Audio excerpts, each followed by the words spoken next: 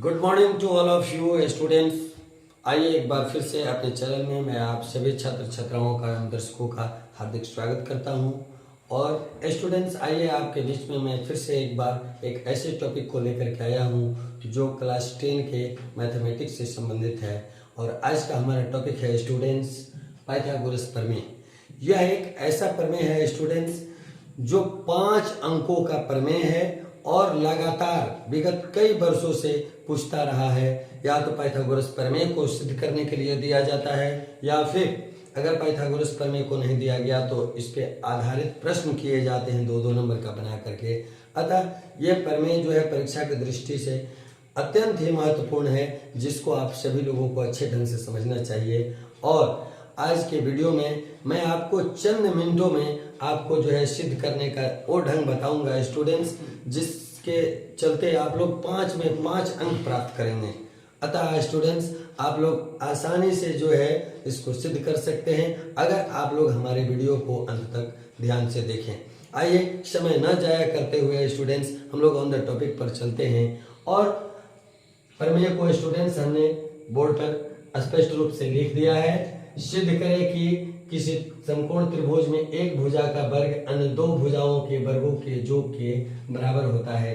तो स्टूडेंट्स इस प्रमेय का ये नाम हुआ कि सिद्ध करें कि किसी समकोण त्रिभुज में एक भुजा का वर्ग अन्य 2 भुजाओं के वर्गों के योग के बराबर होता है। इसी प्रमेय को हम लोग पाइथागोरस प्रमेय के भी नाम से जानते हैं, लेकिन जब परीक्षा में स्टूडेंट्स प्रश्न आएगा तो पाइथागोरस प्रमेय के नाम से बहुत कम आता है, इसी नाम से ज्यादा आता है। अतः इस नाम को आप लोग अपने दिमाग में बैठा करके रखेंगे। और इसको सिद्ध करने के लिए स्टूडेंट्स सबसे पहले हम लोग क्या करेंगे कि एक समकोण त्रिभुज का निर्माण करेंगे। क्योंकि हमें जो भी साबित करना है समकोण त्रिभुज में ही साबित करना है कि एक भुजा का वर्ग अन्य 2 भुजाओं के वर्गों के योग के बराबर होगा। तो हम सबसे पहले एक समकोण त्रिभुज बना लेते हैं। फिर जो भी चीजें हमारे प्रमेय में दी हुई हैं, जो भी चीजें हमारे प्रश्न में दी हुई हैं, उनको पहले हम लोग लिखते हैं स्टूडेंट्स। लिखेंगे सबसे पहले हम लोग गिवन डाल देंगे और गिवन डाल करके लिखेंगे कि माना कि ABC एक समकोण त्रिभुज है, एक समकोण त्रिभुज है,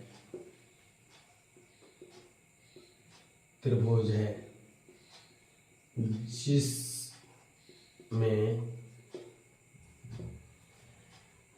एंगल ABC बराबर 90 डिग्री। स्टूडेंट्स एंगल ABC को हमने 90 डिग्री का चिन्ह दिया है। यहाँ पर 90 डिग्री लिखे तो नहीं है, लेकिन हमारा सिंबल जो है 90 डिग्री का है, अर्थात ये कोण हमने 90 डिग्री माना है ताकि हमारा ये जो त्रिभुज है समकोण त्रिभुज हो सके। अब स्टूडेंट्स हम इसको करते क्या है कि टू प्रूव, जो साबित करने वाली चीजें हैं उसको सामने लिखेंगे कि हमें साबित क्या करना है। टू प्रूव में स्टूडेंट्स लिखेंगे कि AC स्क्वायर बराबर AB square plus BC square. देखिए एक भुजा को हमने एक साइड में वर्ग किया है और बाकी 2 भुजाओं को वर्ग करके हमने दूसरे साइड में रखा है। और इस प्रकार से हम साबित कर सकते हैं कि AC स्क्वायर बराबर AB square plus BC square हम लोगों को साबित करके दिखाना होगा। अब इसको साबित करने के लिए स्टूडेंट्स हम करेंगे क्या, तो हम कुछ कंस्ट्रक्शन करेंगे। जब तक कंस्ट्रक्शन हम लोग नहीं करेंगे तब तक हम लोग साबित नहीं कर सकते हैं। तो आइए स्टूडेंट्स हम लोग कंस्ट्रक्शन की ओर चलते हैं। और कंस्ट्रक्शन में हम करेंगे क्या, तो B से एक रेखा AC पर लंब डालते हैं। B बिंदु से एक रेखाखंड हम लंब डालेंगे इस रेखा पर AC पर। तो हम लिखेंगे कि B से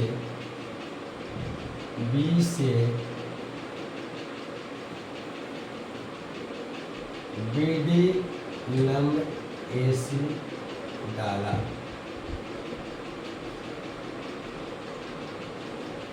हमारा कंस्ट्रक्शन हो गया स्टूडेंट्स। और B से हम जैसे ही यहाँ पर लंब डालेंगे तो लंब को डालते ही हमारा 2 समकोण त्रिभुज तैयार हो जाएगा स्टूडेंट्स। हमारा 2 समकोण त्रिभुज तैयार हो गया है।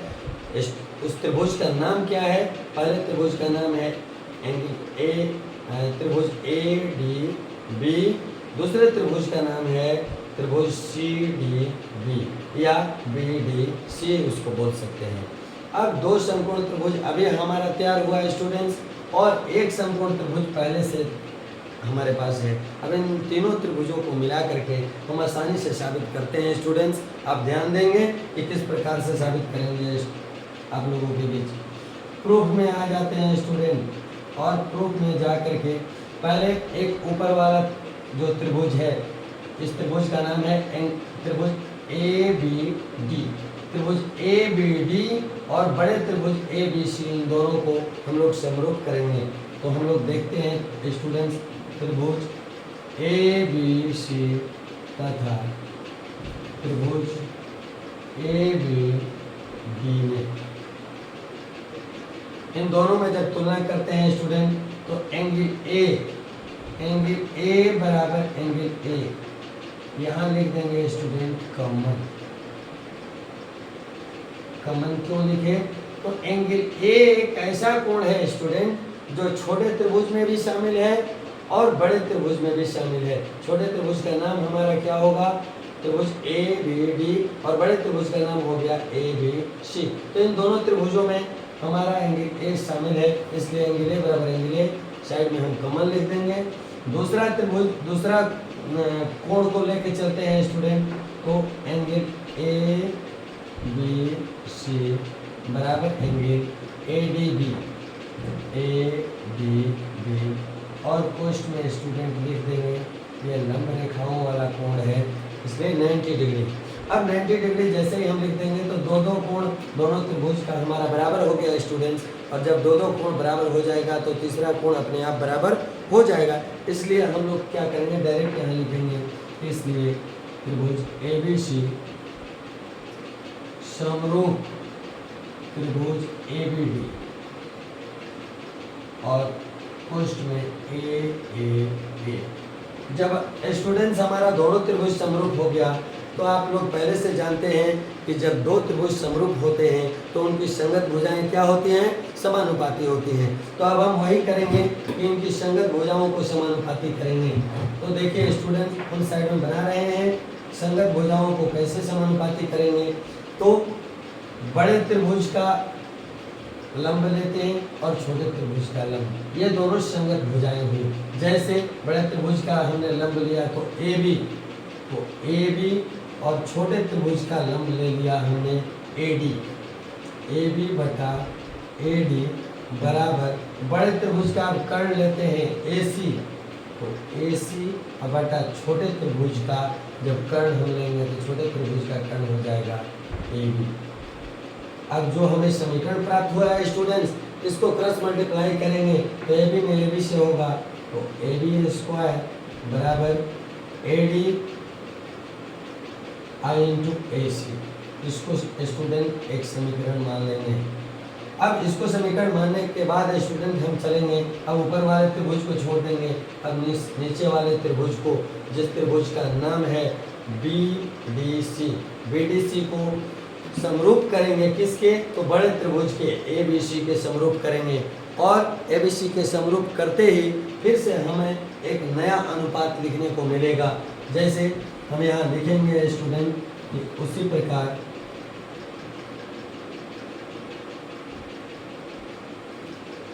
त्रिभुज ए बी सी समरूप त्रिभुज कितना? तो B D C, B D C, और रूल लिख देंगे ए। और जब स्टूडेंट ये दोनों त्रिभुज समरूप हो गया तो अब इस त्रिभुज में और बड़े त्रिभुज की भुजाओं के साथ हम अनुपात निर्धारित करेंगे।